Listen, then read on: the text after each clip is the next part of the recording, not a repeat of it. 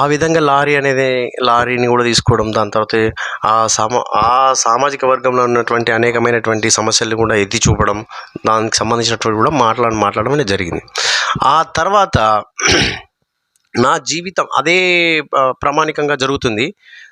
మామూలుగా జరుగుతుంది 2020, 21, 22, 23, 24, 25లో మట్టుకు ఒక బ్రహ్మాండమైనటువంటి మహా అద్భుతం జరిగింది. అంటే ప్రాపంచికంగా ఉన్నటువంటి యావత్ భారతదేశంతో పాటు ప్రపంచవ్యాప్తంగా ఉన్నటువంటి మహా యోధులు, సన్యాసులు, నాగాసాధులు అందరూ ఏకీకృతమైనటువంటి చేసేటువంటి స్నానం ఏంటంటే కుంభమేళ. 2019లో 2025లో జరిగింది. ఆ కుంభమేళానికి నేను వెళ్ళడం జరిగింది. మామూలుగా మనం అప్పటికి సాధన చేస్తున్నాం, దాని ఒక నడుస్తుంది. అదొక పర్యాంతం, అంటే ఒక పీక్ స్టేజ్కి కూడా వెళ్ళింది. నాకు జరిగినటువంటి ఒక అద్భుతం, నేను మామూలుగా దాన్ని క్రాస్ చెక్ చేసుకోవాలని ఎప్పుడు కూడా అనుకోలేదు. మామూలుగా ఒక్కసారి క్రాస్ చెక్ చేసుకుంటే అది ఒక 100% దాని యొక్క రిజల్ట్ అనేది వచ్చింది. అంటే అసాధ్యమైనటువంటి పని అది. మామూలుగా అది అసాధ్యం కాదు, అది సాధ్యం కాదు. కానీ ఆ అసాధ్యం కూడా సుసాధ్యం అయిపోయింది అనమాట. అప్పుడు నేను అనుకున్నా, what I will prove it. నేను ఇప్పుడు బయటికి రావచ్చు, నేను ఇది అని చెప్పుకోవచ్చు, గర్వంగా చెప్పుకోవచ్చు అనేటువంటి భావన నాలో మొదలైన తర్వాత కుంభమేళకి వెళ్ళడం జరిగింది. వెళ్ళిన తర్వాత 45 రోజులు అక్కడనే వేచి ఉన్నా నేను, ఒక ఆదేశం కోసం. ఆ ఆదేశం ఏంటంటే, ఇన్ని సంవత్సరాలుగా నేను కాలభైరవుని లోపల మనసులో పెట్టుకొని నేను ధ్యానం చేసుకుంటూ వస్తున్నా. నాకు దీని దగ్గర నాకు ఒక ప్రకృతిని నేను మామూలుగా అడిగేది ఎప్పుడు కానీ ఏది కానీ ప్రకృతిని అడుగుతాను. దీనికి నేను ఏ విధంగా మూవ్ ఆన్ అవ్వాలనేటువంటి ఒక పాయింట్ తోటి నేను వెళ్ళిన తర్వాత నేను పెట్టుకున్నటువంటి సంకల్పం ఏంటంటే, వచ్చి స్వామివారిని ప్రతిష్ఠ చేసి బాహ్య ప్రపంచానికి పరిచయం చేయాలనేటువంటి ఉద్దేశంతో సంకల్పం పెట్టుకొని పోవడం అటు వేరు అన్నట్టు. మనిషి ఎప్పటికైనా ఒక పని చేస్తున్నప్పుడు సంకల్పం గట్టిగా పెట్టుకోవాలి. ఆ సంకల్పం గట్టిగా పెట్టుకుంటేనే ఆ పని అవుతుంది. అక్కడికి పోయిన తర్వాత మనం ఏదో మాట్లాడుతూ అనడం కాదు, మనం సంకల్పం ఈ పని కోసమే నేను బయటికి వెళ్తున్నాను మాట మాట్లాడి బయటికి వెళ్తే ఆ పని జరుగుతుంది కంపల్సరీ. అయితే పోయిన తర్వాత నాకు అక్కడ కుంభమేళ పొద్దున మామూలుగా 3 గంటలకు లేచేసి బ్రహ్మముహూర్తంలో స్నానం చేసి యోగా జపం తపం దానికి సంబంధించినటువంటి చేసిన తర్వాత అప్పుడు తెల్లటి ఎంటుకలు మొత్తం కింది దాకున్నాయి ఎంటుకలు నాగసాధు. आपका काम तो हो गया, जाके प्रतिष्ठा करो, वैभव आते आपके लिए मैं 7 साल से వెయిటింగ్ कर रहा है అనేటువంటి ఒక మాట మాట్లాడిండు. తను వెళ్ళిపోతూనే ఉన్నాడు.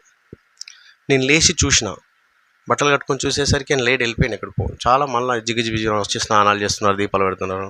అది నాకు మెయిన్లా అది ఇక్కడ స్ట్రైన్ అయింది. నేను మళ్ళీ కూర్చొని మెడిటేషన్ చేసుకుంటే आपका काम तो हो गया, जाके प्रतिष्ठा करो అంటే నేను ఒక డికోడ్ చేసుకుంటే ఏంటంటే, నేను వచ్చినటువంటి సంకల్పం ఏంది, ఈ సంకల్పం కోసం వచ్చిన, నాకు ఆన్సర్ దొరికింది అని చెప్పేసి అక్కడనే కాలభైరవ మన కాశీలో ఉన్నటువంటి మన ఒక టెంపుల్ దగ్గరికి వెళ్ళి యంత్రాలు తీసుకొని పునర్ప్రతిష్ఠ కోసం ఆ కాలభైరవుని యొక్క గుడిలోనే 27 రోజులు పెట్టి జపం చేసి ఆ యొక్క వాటిని ఎనర్జైజ్ చేసి తీసుకొని రావడం జరిగింది. తీసుకొని వచ్చి ఇంటి దగ్గర పెట్టి 108 రోజులు అనుష్ఠానం చేసిన. మళ్ళీ బ్రహ్మాండమైనటువంటి అనుష్ఠానం, అంటే మామూలుగా చేసినటువంటి అనుష్ఠానం కాదు. అది ఒక దశలో చెప్పాలంటే అది మీకు మళ్ళీ నెక్స్ట్ టైం దానికి సంబంధించిన పూర్తి చెప్తాను నేను. ఆ రకంగా అష్టాంగ యోగంతో చేసేటువంటి, అవి కుండలిని విద్యతో చేసేటువంటి ఆ ప్రకారంగా అన్నట్టు శాస్త్రబద్ధంగా చేసిన తర్వాత ఇక్కడ 108 రోజులు ఇంట్లో అనుష్ఠానం చేసి ఒక 41 యజ్ఞాలు చేసి చివరగా వచ్చేటువంటి ఇప్పుడు గురు పౌర్ణిమ వస్తుంది మనకు. ఈ గురు పౌర్ణిమకు వార్షికోత్సవం వస్తుంది వాస్తవానికి. ఈ గురు పౌర్ణిమ రోజే ఆ యొక్క దగ్గర ఆ టెంపుల్ చదును చేయడం, నాకున్నటువంటి శిష్య బృందంతో పూర్తిగా చదును చేసి ఆడ ఫస్ట్ పూజ చేసి దానికి సంబంధించినటువంటి పెద్ద హోమం చేసి దానికి సంబంధించినటువంటి క్రతువులు కూడా నిర్వహించడం జరిగింది. అప్పటి నుండి డే బై డే 1 by 1 అంటే ఇంతే వటుడింతే అన్నట్టుగా ఈరోజు ఆ క్షేత్రం నుండి మన ఉమ్మాపూర్ నాగారం తెలుస్తుంది, దాని తర్వాత ఉస్నాబాద్ తెలుస్తుంది, తర్వాత సిద్దిపేట తెలుస్తుంది, తర్వాత హైదరాబాద్ తెలుస్తుంది, తర్వాత చెన్నై తెలుస్తుంది, Kolkata, Bombay, Chandigarh, Chhattisgarh, Delhi, Canada, Australia, UK మన దగ్గరికి ఇవరకు ఫారినర్స్ కూడా వచ్చారు మొన్న. అంటే ఇంతకుముందుకు ఉన్నటువంటి ఒక బీజాన్ని నేను చెప్పిన కదా ఇంతకుముందుకు, ఆ బీజాన్ని ఏంటంటే మొలకెత్తించాలి అంతే. ఎప్పుడు కానీ మనిషి ఆడబెట్టమ్మా నడుస్తుంది ఆడబెట్టు. అయితే ఆ రకంగా జరిగిందన్నట్టు. దాని తర్వాత మన యొక్క జీవితంలో నేనేమంటా అంటే ఇప్పుడు కూడా నీకు ఎప్పుడు కానీ ప్రకృతి చెప్తుంది, ప్రకృతి చెప్తుంది. ఆ ప్రకృతి ప్రతి ఒక్కరికి చెప్తుంది. అంటే ఐ మీన్ శకునమే కావచ్చు, లేకపోతే వీచేటి గాలే కావచ్చు, కొట్టేటువంటి ఏంటనే కాబట్టి ఆ ప్రకృతితో మనం మమేకమైతే మనకు ప్రతి ఒక్కటి ఆన్సర్ అనేది దొరుకుతుంది. నేను లెంతీగా తీసుకుంటున్నా అనిపిస్తుంది. చాలా అద్భుతంగా చెప్పారు స్వామి గారు. స్వామి గారు చెప్పే మాటలు ఏమిటంటే, ప్రతి మనిషికి తన జీవితం యొక్క పరమార్థం తెలుసుకునే ప్రక్రియ ప్రతిరోజు ప్రకృతి ద్వారా మనకు అందజేయబడుతుంది. దాన్ని సరైన విధానంలో అర్థం చేసుకొని సో మన జీవిత పరమార్థాన్ని తెలుసుకునే వైపుగా ముందడుగు వేయాలని స్వామి గారు అద్భుతంగా మనకు తెలియజేశారు. సో దీనికి ధన్యవాదాలు తెలుపుకుంటూ, సో గురుగారు, ఇప్పుడు మనం సమాజంలో ఉన్నాం కాబట్టి సమాజ శ్రేయస్సు కోసం మనం ఏ పని చేసినా సమాజ శ్రేయస్సు కోసం చేస్తాం కాబట్టి మీరు ఆ వేలో ఉన్నారు. సో ఈ క్రమంలో మనం ఎదుర్కొనే సవాళ్ళు చాలా ఉంటాయి. మనం చెప్పే విషయం మంచిదైనప్పటికీ దానికి ఆపోజ్ చేసే వ్యక్తులు కానీ, తర్వాత మనుష్య బృందం కానీ, సంఘాలు కానీ ఇలా ఉంటాయి. సో దీన్ని రూపుమాపడానికి మెయిన్గా యూత్, ఏదైతే గ్రామంలో కానీ తర్వాత పట్టణంలో కానీ యూత్ ఎప్పుడైతే వాళ్ళ ఆలోచన తీరు మారుద్దో సో మనం ఏదైనా మార్పు సృష్టించగలం, మంచి వైపుకు మలపగలం.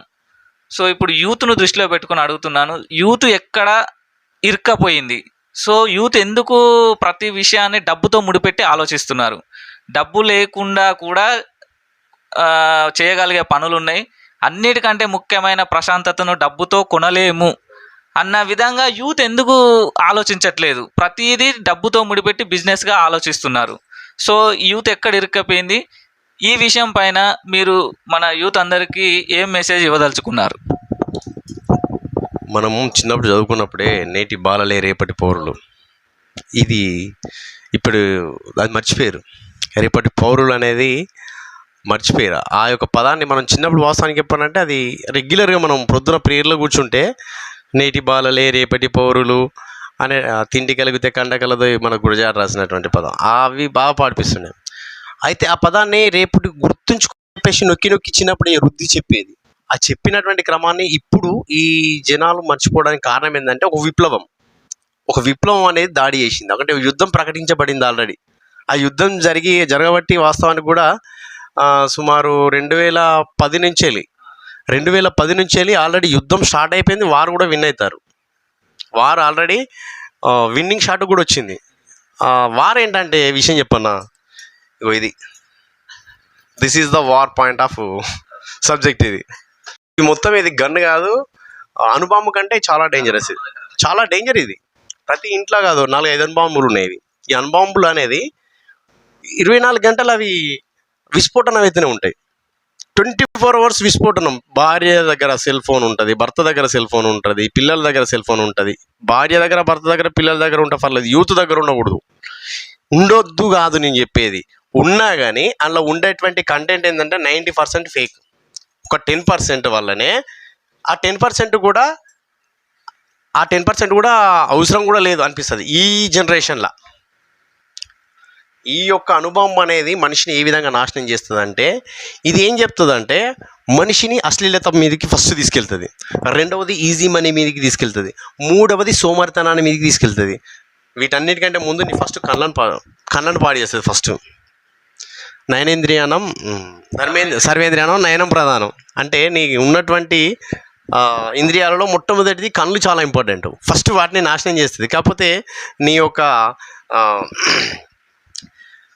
ఆనందం స్వల్పకాలిక ఆనందమైనటువంటి ఆనందాల గురించి, క్షణకాలంలో పొందేటువంటి ఆనందం గురించి 24 hours ఇట్లా చూసి ఖరాబ్ చేసుకుంటాం. ముఖ్యంగా ఏంటంటే ఇన్స్టాగ్రామ్ ఈరోజు అంటే నేను కూడా ఇన్స్టాగ్రామ్ వాడతా. వాడేటువంటి విధానం వేరు, పద్ధతి వేరు. మనం ఏంటంటే కత్తి 2 వైపులు ఉంటుంది చూసిన, కత్తిని మనం కూరగాయల కోసమే వాడాలి అంతే. దాన్ని అంతేగా. నేను ఇంకా రెండోది చెప్పాను, నేను కత్తిని కూరగాయల కోసమే వాడాలి అంతే. రెండోది చెప్పాల్సిన అవసరం కూడా నాకు లేదు. అయితే ఈ ఇన్స్టాగ్రామ్లో వచ్చేటువంటి మెయిన్ రీల్స్ ఏంటంటే జీవితంలో నాకే కానీ నీకే కానీ సరే ఎవరో అవసరం లేదు, నాకే కానీ నీకే కానీ నాకు ఏదైనా ఒక సమస్య వచ్చిందనుకో, ఆ ఇన్స్టాగ్రామ్లో వచ్చేటువంటి ఒక రీల్ ఉందనుకో, ఆ రీల్కి మన జీవితంలో జరిగినటువంటి ఆ సంఘటనకి అన్వయించుకొని ఆ రకంగా ఎట్లా జరిగింది, అవును కావచ్చు వీళ్ళు ఇట్లా చేస్తారు కావచ్చు, మనం అవును అట్లా చేస్తారు కావచ్చు, వీళ్ళు ఇట్లా చేస్తారు కావచ్చు అనేటువంటి భావాన్ని తనతో పాటు కంపేర్ చేసుకొని టోటల్గా ఏమవుతుంది అంటే ఆ రీల్కి ఏ విధంగా ఉందో తనను ఆ విధంగా మారిపోతుంది. మ్యానిపులేషన్. అక్కడ వాస్తవం చెప్పాలంటే గమనించే పాయింట్ ఏంటంటే, క్రియేటర్స్ చేసేటువంటి ఒక మాయాజాలంలా ఒక డబ్బింగ్ డైలాగ్స్. ఒకప్పుడు ఒక సినిమా బ్లాక్ బస్టర్ మూవీ తీసినటువంటి ఒక సినిమా డైరెక్టర్ ఉన్నాడు, సినిమాలు కూడా ఉన్నాయి. నేను పేరు చెప్పా బ్లాక్ బస్టర్గా ఇది ఇండస్ట్రియలిస్ట్ అంటారు. అలాంటి వ్యక్తి కూడా ఈరోజు కింది స్థాయిలో పడిపోయాడు. ఎందుకు? స్క్రోలింగ్. అంటే విషయం ఏంటంటే ఎప్పటికప్పుడు అప్డేట్ ఉండాలి. నేను అదే పాత చింతకాయ పచ్చడి తీసుకొచ్చి ఇదే కొత్త జాడీలు వేస్తా అంటే కాదు.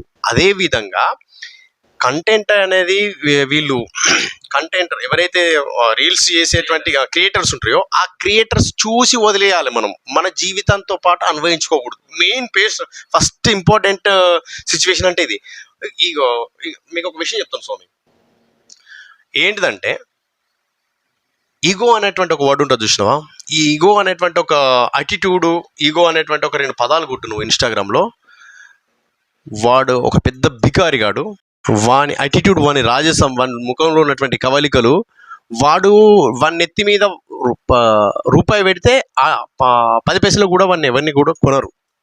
అలాంటి ఒక వ్యక్తి వచ్చినటువంటి డైలాగులు వేసుకొని, అంటే ఇది కొంతమందికి చెప్తున్నాను నేను, హట్ అయినా పర్లేదు, ఇది హట్ అందరి జీవితాలు అట్నే ఉన్నది. నేను అందుకనే అదే నేనేమంటున్నా, ఆ రకంగా ఉన్నాయన్నట్టే. ఇప్పుడు అటిట్యూడ్ అనేటటువంటి పదానికి అర్థం తెలియనోడు వాడు కంటెంట్ క్రియేటర్ ఏదో 4 విషయం డైలాగులు రాస్తాడు, దాన్ని అన్వయించుకుంటుండే ఆల్రెడీ. నువ్వెంత నీ లెక్కెంత అనేటువంటి చిన్న పాయింట్, అది నువ్వెంత నేనెంత అనేటువంటి ఒక చిన్న పాయింట్ని నీకు నాకు ఏదైనా కూడా వచ్చిందనుకో, సపోజ్ రిలేటబుల్ చేసి వాడిని బైకాట్ చేయడం జరుగుతుంది. దీని నుంచి వెళ్ళి బయటికి రావాలి మనిషి. అటిట్యూడ్ అనేటువంటి పదం అనేది చాలా గొప్ప విషయం. అది అటిట్యూడ్ అని అంటే ఇప్పుడు కొడితే వచ్చేటువంటి వీడియోస్ అన్నీ అవి ఫేక్ వీడియోస్. అవి సో గురుగారు చాలా అద్భుతంగా మనకు సందేశం ఇచ్చారు. ఏమిటంటే ఈ రోజుల్లో యువతను పాడు చేసే ఏకైక యంత్రం మన మొబైల్ ఫోనే. సో ఈ మొబైల్ ఫోన్ యూసేజ్ అనేది, మొబైల్ లేకపోతే ఇప్పుడు జీవనం కష్టం. అది మొబైల్ ఫోన్ అనేది ఒక 2 వైపులా పదునున్న కత్తి లాంటిది. సో దాన్ని నువ్వు కూరగాయలు కట్ చేయడానికి యూజ్ చేసుకుంటావా, మెడకాయలు కట్ చేయడానికి యూజ్ చేసుకుంటావా అనేది నీ చాయిస్. సో ఈ విధంగా చాలా అద్భుతంగా సంక్షిప్తంగా చెప్పారు. కాబట్టి యువత అందరికీ మేము ఈ ఛానల్ ద్వారా విజ్ఞప్తి చేసేది, మొబైల్ ఇప్పుడు ఈ మెసేజ్ కూడా మీకు మొబైల్ ద్వారానే వస్తుంది. సో ఇది వే ఆఫ్ కట్టింగ్ వెజిటేబుల్స్. అంటే ఒక మంచి విషయాన్ని మీకు చేరవేసే యంత్రం, సాధనం కూడా ఇదే. అలాగే మీ సమయాన్ని, విలువైన సమయాన్ని, మీ జీవితాన్ని నాశనం చేసేది కూడా ఈ ఫోనే. So this is followed by your thought. So మీరు ఈ విషయాన్ని క్షుణ్ణంగా అర్థం చేసుకొని మీ జీవితాన్ని మంచి మార్గంలోకి నడపాలని గురువుగారు ఆదేశించారు. సో మేము కూడా కోరుకుంటున్నాం. దయచేసి ఈ ఇన్స్టాగ్రామ్, ఈ WhatsApp, emotional emojis, emotional scenes వీటికి అడక్ట్ అయ్యి మీ జీవితాన్ని పాడు చేసుకోకండి. ముఖ్యంగా ఎవరితో కంపేర్ చేసుకొని గర్వం, దంభాన్ని ప్రకటించకండి అని మేము కోరుకుంటున్నాం. చాలా అద్భుతమైన మెసేజ్ ఇచ్చారు గురుగారు. ఒక షార్ట్ కట్ చేద్దాం.